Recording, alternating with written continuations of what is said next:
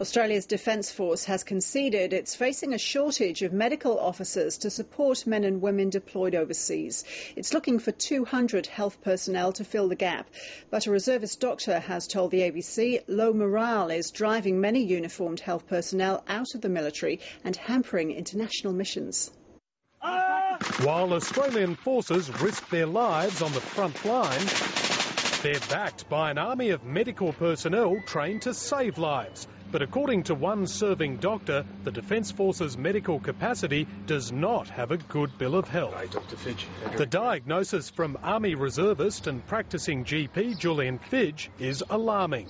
The ADF is in dire straits with their health personnel, and the consequences are that the ADF can probably no longer conduct operations. Captain Fidge has tried unsuccessfully to lodge his concerns with superiors and is now breaking ranks to speak out publicly. I was charged with insubordination and found not guilty, and I'm still waiting to hear the outcome of any further charges. He claims from the top ranks down, the ADF doesn't respect its medical officers and doesn't pay them enough, prompting many to leave. I think that they are successful with their recruiting, but I think their lack of retention speaks volumes. The Defence Force denies uniformed medical specialists are treated poorly, but it concedes it's facing a shortage of full-time health professionals. This year it's looking to fill around 200 officer positions to meet current and future needs.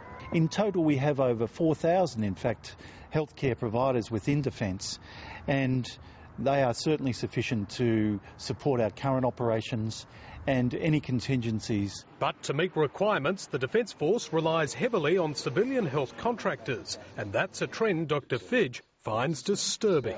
And I had significant difficulties accepting their level of healthcare. We employ a lot of contractors around the country, and we're very pleased with the level of service provided by our contractors. Captain Julian Fidge now wants Parliament to investigate what he calls a critically weakened state of the Australian Defence Force. Andrew Greene, ABC News, Canberra.